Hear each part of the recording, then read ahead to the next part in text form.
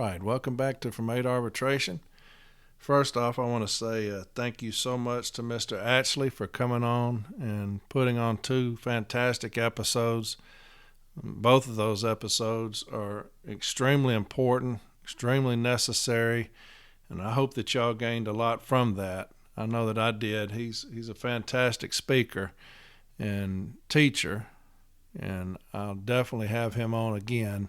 We've done a lot of things together as far as joint statement type things, and we'll tell you our stories on that in a later episode, but that is extremely informative and probably the highlight of my union career is things that we've done in a joint statement cases where we've had to go in with management that's decided they're going to be a tyrant and a bully and a monster to our brothers and sisters. So we'll have that story for y'all later on. I really appreciate Jay, appreciate him coming up here and giving y'all 2 fantastic episodes. So I hope y'all enjoyed that.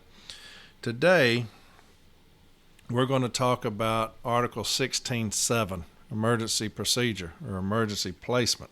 At first glance, when you look at Article 16.7, it's the lowest quantum of proof necessary of anything in Article 16. Management only has to have an allegation to implement 16.7, which is the lowest quantum of proof required. It's an allegation. You don't have to have any kind of definitive proof. It's just an allegation. But there are a lot of things in 16.7 that we miss, things that we have to start doing a better job of finding and bringing out through our contentions. And that's what I'm going to do today is I'm going to show you the numerous things as far as Article 16.7 is concerned that we can bring out in contentions to defend our brothers and sisters better. The first thing you think about when you think about Article 16.7 is what? Immediate. That's the first thing. That's 101 as far as 16.7. It has to be immediate. Everybody knows that. Now, management can twist that, and they can try to manipulate that by saying it was immediate. It was immediately after we gave an investigative interview, or as immediately after he drove back and cleared all of his stuff and put his mail away and all that. It was immediately after that. Or as immediately after he went home and came back the next day, and when he came back the next day, we took him into the office and says, hey, you had this accident yesterday, so we're putting you immediately off the clock. Management tries to do that a lot. That's not immediate. And Arbitrator Mittenthal, he tells us exactly what he means as far as immediate.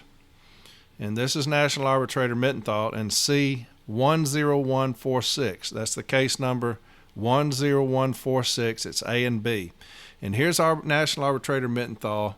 He's defining what that means, immediate, okay? Here's what he says. When the emergency procedure in Section 7 is properly invoked, the employee is immediately placed on non-duty, non-pay status.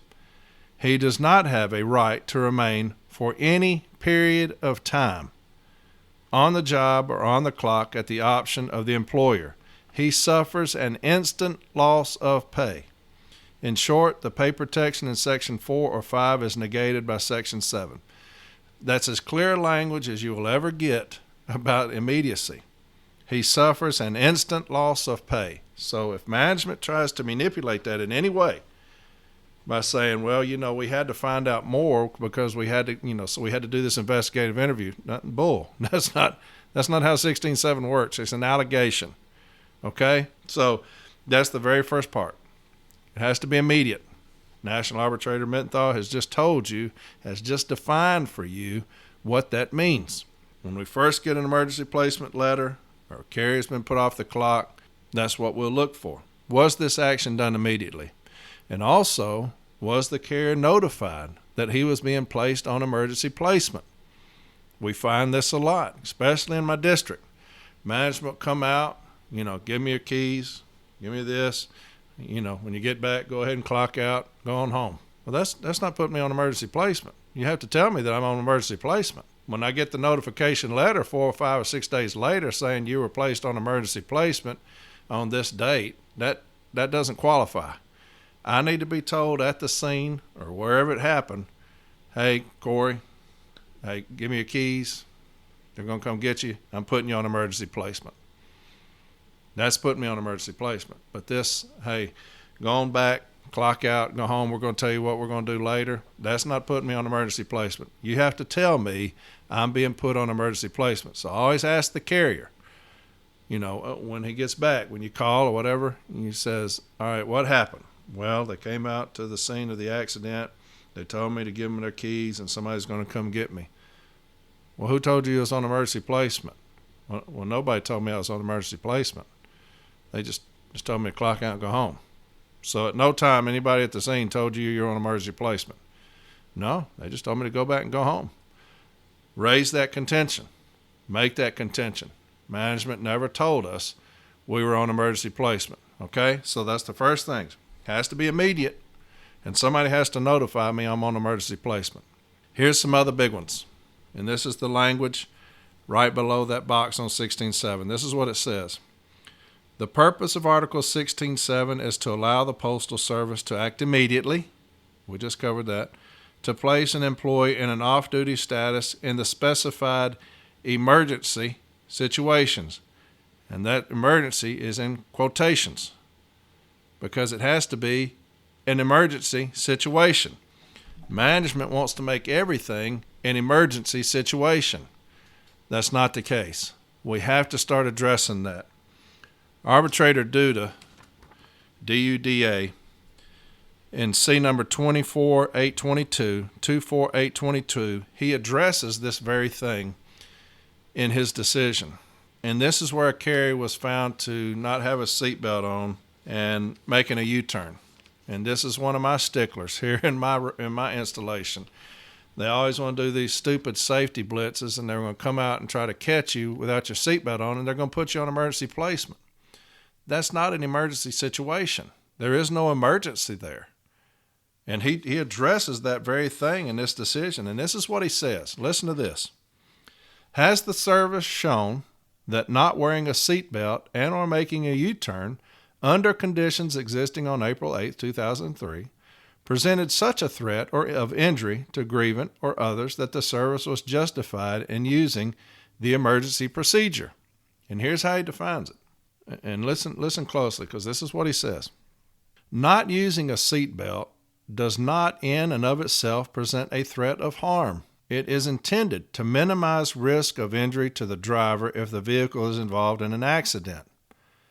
Making a U-turn could present a risk of injury depending on the situations, but as evidence in the ordinance cited by the service, making a U-turn does not per se constitute imminent danger. So he's telling you there, not using a seatbelt does not in and of itself present a threat of harm.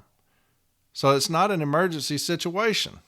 He goes on to state, it behooved the service to show, which it did not even attempt, that grievance actions presented such an imminent threat that she had to be taken off the clock immediately and denied the rights normally attended even in a discharge action. That's perfect. They had to show that the grievance action presented such an imminent threat that she had to be taken off the clock immediately. Management can never show that on these street blitzes or when they come out and they talk and they catch us without a seatbelt on or with our door open. It has to be shown that there's such an imminent threat that you had no option but to put me off the clock. My actions were so egregious that you had to put me off the clock. Management can't show that. So make sure that we are contending those things. If management comes out and they put one of your carriers off the clock and you get this 16.7 letter, the notification letter, and it says your actions are because you were found without your seatbelt on, blah, blah, blah. Make that contention that that's not an imminent threat to anybody. That's not an emergency situation. Anything like that. You have to contend those things. Let's do a better job of contending those things at this lower level, okay? Then we talk about the written charge. And I talked about, I have an episode directly related to the charge where management has to give me a written notice of charges. That written notice, and listen to this. This is critical because we miss this a lot. That written notice of charges must define in detail what I have done that required management to put me off the clock immediately. If you tell me that this is a safety rule or regulation I violate, that doesn't tell me anything. Or if you say, Corey Walton, you had an at-fault accident on this date, and therefore you're put on emergency placement, That doesn't tell me anything. I need to know in detail what happened on the date. What did I do? That rarely ever happens, and we rarely ever raise that contention. I have 2 or 3 great sites that talk about that, and these are sites that you can use in your contentions. And 2 of them are from arbitrator Lawrence Roberts, and one of them is C number 30322, 30322. And this is what he states. Having reviewed the entire record and the testimony of all the witnesses, I'm at a loss myself as to just what it was that the grievant had done that led to him being put on EP. The letter he received placing him on EP states the action was taken due to your alleged unacceptable conduct, fabrication of records to receive pay while not actually performing work for the United States Postal Service. He says, but that does not say anything about what he did or when he did it. The union argued very convincingly that they were not given any specifics of the charge against the grievant. Therefore, it would have been impossible for the union to properly defend the grievant. Now, that's an arbitration that I did way back in 2012. And in my closing, that's what I did. I handed the arbitrator the emergency placement letter. And I said, Mr. Arbitrator, if you can tell me what happened, when it happened, how it happened, then I agree that you should deny this grievance. But if you can't tell me any of those things, then you have to sustain the grievance, because that's the position that the union is put in. When you give me a charge, I have to be able to look at that charge and tell without a doubt, without question, what happened that led up to me being put on an emergency placement. If I can't tell that, then he have violated the grievance due process rights. Here's another one. This is another case that I did. And this is more lengthy, and I apologize, but this is another case that I did with the same issue. And this is the best language that you will find, and one that we use all the time about the charge. If you say that I violated a safety rule or regulation, that must mean that there is a safety rule and regulation that I violated. So you need to tell me that on my charge. If you say that this is due to violation of safety rules and regulations, but you don't tell me the safety rule and regulation that I violated, then it's a violation of my due process rights, because management, like I stated in an earlier episode, management, when they come to the Formal A, will have 5 or 6 charges against you that you violated that are not on the 16-7 letter. The B team, they may add a couple of more. And when it gets to arbitration, you've got about 8 provisions of handbooks and manuals that you violated, and not a single one of them are cited on the 16-7 letter. Make that contention. If management doesn't tell us what rule or provision was violated, make that contention that they prohibited me from helping this man or this woman because they didn't tell me what rule or regulation that he violated that I needed to look up and study. Here's what he says. However, controlling in this matter is a 1990 National Award authored by arbitrator Richard Mittenthal. Case number H4N3UC 58637. And this is the language that's in 16-7. He said, I'd like to point out that I'm very familiar with this award regarding emergency placement. I've utilized arbitrator Mittenthal's reasoning in many of my prior decisions regarding this very same subject matter. In pertinent part, as it applies to the instant case that National Award provides, the fact that no advance written notice is required does not mean that management has no notice obligation whatever. The employee suspended pursuant to Section 7 has the right to grieve his suspension. He cannot effectively grieve unless he is formally made aware of the charge against him, the reason why management has invoked Section 7.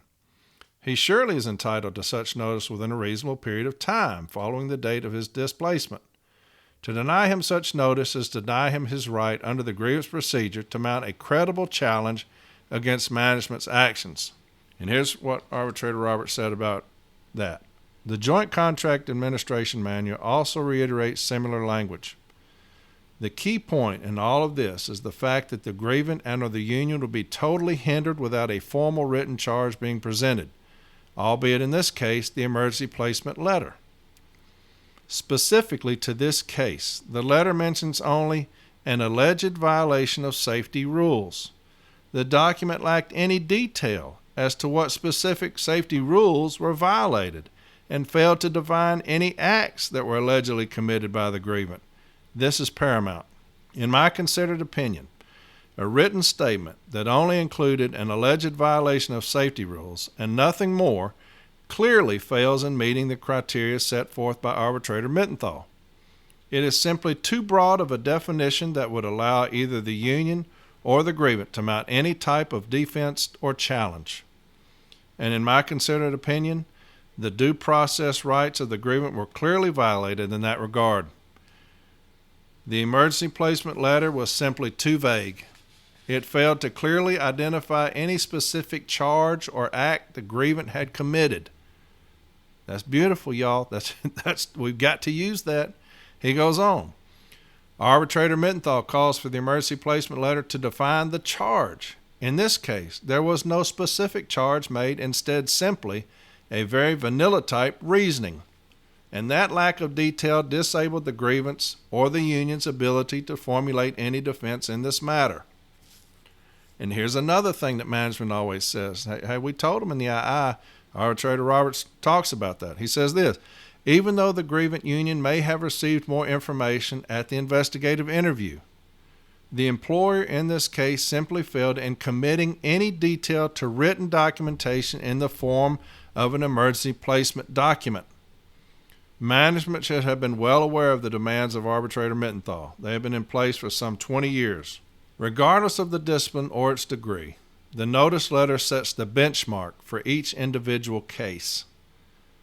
The employer is required to specifically outline in detail each charge which brought rise to the discipline. This provides the union with written notice, as well as preventing management an opportunity to alter the charge as the case moves forward. This particular instance involved an alleged vehicle accident. According to the record in this case, the alleged accident occurred on 28 April 2012. The date of the emergency placement letter was May 14th. Some 2 weeks had expired. And during that time, the employer would have been expected to provide the grievant with a detailed written explanation of the charge that resulted in the emergency placement. Arbitrator Mittenthal requires the grievant be formally made aware of the charge against him. The contents of the emergency placement letter in this case simply failed to meet that requisite standard. For the above reasons, there is no doubt the grievant was denied his due process rights. Accordingly, the emergency placement action is hereby vacated, and the grievant shall be made whole for the period of time he was out of emergency placement. Now, here's the most important part of that decision. When he states this on page 11 of his decision, this provides the union with written notice, as well as preventing management an opportunity to alter the charge as the case moves forward. That's the most important, critical language that you will ever use in an emergency placement notice that has no contractual provision on it. That right there. Because a lot of times, even if there's contractual language on the emergency placement letter, you will see some dumbass Formal A from management. He's going to put 7 or 8 more provisions in there. And then the B team's going to do that as well. So when he talks about it forbids them from altering the charge as it moves forward, that language is critical. Make sure that if that emergency placement letter has no contractual provisions that we violated, that you make that contention. Make sure you do that. If you put me off on a safety rule or regulation, there has to be a safety rule or regulation that I violated, and it should be on that emergency placement letter. Make that contention. If the emergency placement letter only states that I was in an at-fault accident and was therefore put on emergency placement under the provisions of Article 16.7, then make that contention. It's too vague. It needs to be a detailed written notice, right? Going back to Arbitrator Duda in his decision, he talks about this as well. In his decision, he states this. On page 15, this is what he talks about. These actions, as well as others, talking on a cell phone or driving, or leaving a vehicle with the motor running, might warrant a pre-disciplinary investigation, which could lead to discipline under sections 3, 4, or 5 of Article 16. Just as the pre-disciplinary investigation of the April 2000 conduct resulted in a notice of proposed removal. However, the actions under those sections give the employee just cause protections. For example, they require an investigation in which the grievant is presumed innocent until the fact-finding determines otherwise, and an express statement of charges in advance which the employee can address. Here, the emergency placement letter implied that the grievant had violated safety rules and regulations, but it did not specify any until the Step B decision, almost 2 months later. That's exactly what we were just talking about. Except in a true emergency situation, the service must state its specific charge and give the employee an opportunity to defend herself while still on the clock. So he talks about it as well. They hand out a charge. They don't put any provisions on there until the Step B decision. That's a violation of our due process rights. We've got to start making that contention. All right? What have we gotten so far? Article 16.7, emergency procedure, it must be immediate. I read that language from National Arbitrator Mittenthal. Without any elapse of time. It has to be immediate. We've got to contend that. We've got to ask the carrier, who told you that you was on emergency placement? If it's nobody, make that contention that nobody told the carrier that they were on emergency placement. The charge. We have to have a very detailed charge on emergency placement. We have to, because there's no investigation at the time. It's not a requirement. And so we have to have a very detailed charge as to what happened and what transpired that required this carrier to be put on emergency placement. If we don't have that, make that contention. And lastly, if you have a carrier, and I've dealt with this a lot, if you have a carrier that's been put on emergency placement and that carrier is still on emergency placement a month later, 2, 3, 4, 5, 6 months later, we've got to file a grievance on that. They are turning that emergency placement into an indefinite suspension, and we cannot allow that to happen. That is killing our brothers and sisters out there because they're off the clock for an extended period of time. You have to grieve that and make that contention that management has turned a 16.7 into an indefinite suspension. I have a great site, and I use it all the time when I deal with this very thing. It's lengthy, and I apologize, but it's from arbitrator Nancy Hutt, and it's C32656, 32656. And this is what she says. And this is dealing with a carrier that was on, they had left him off the clock for 6 or 7 months under 16.7. And this is what she says. On page 10, she starts. A few Pacific regional arbitrators issued awards on emergency suspension delays under similar circumstances. Arbitrator Lumley found a violation of Article 16 when the service continued grievant in a non-pay status for 58 days, with no justification for retaining him. Arbitrator Monat issued an award finding a violation of Article 16.7, stating, an emergency placement cannot be used as an indefinite suspension. Under Article 16.6a provides that an indefinite suspension may be only used in those cases where the employee has reasonable cause to believe an employee is guilty of a crime for which a sentence of imprisonment can be imposed. A much higher standard of just cause must be established in such cases. In the instant case, there is no allegation. Using Article 16.7 as the basis for an indefinite suspension is improper under the terms of the national agreement. One was not proposed, but management's failure to act to dispose of the 16.7 case, the emergency placement has de facto become an indefinite suspension. She goes on. In yet another case, Arbitrator Monat ruled that the Postal Service cannot abuse the emergency placement of Article 16.7 by continuing an employee in a non-pay status indefinitely, which is analogous to a disciplinary indefinite suspension examined in Articles 16.5 and 16.6 of the National Agreement.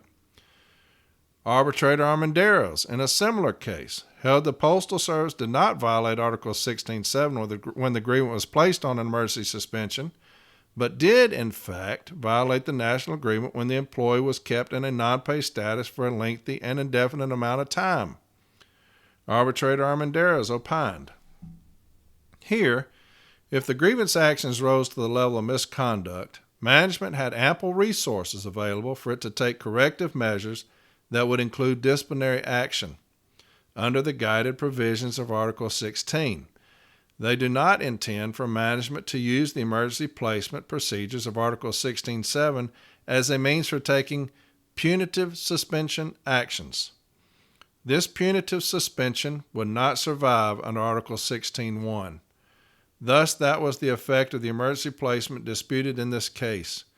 The service apparently views the sentence in Article 16.7, the employee shall remain on the rolls until disposition of the case has been had, as giving management the absolute authority to suspend an employee indefinitely without any regard to any of the other provisions in Article 16, which are equally applicable and controlling.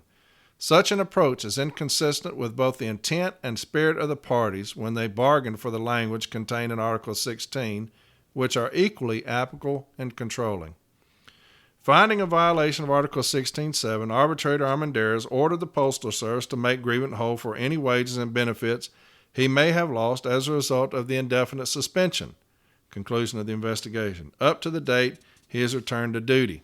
She goes on to state, turning to the instant case, Manager Cluna's testimony concerning the service's reason for the excessive and unreasonable delay in issuing a termination letter does not alleviate management from complying with the mandates of Article 16.7.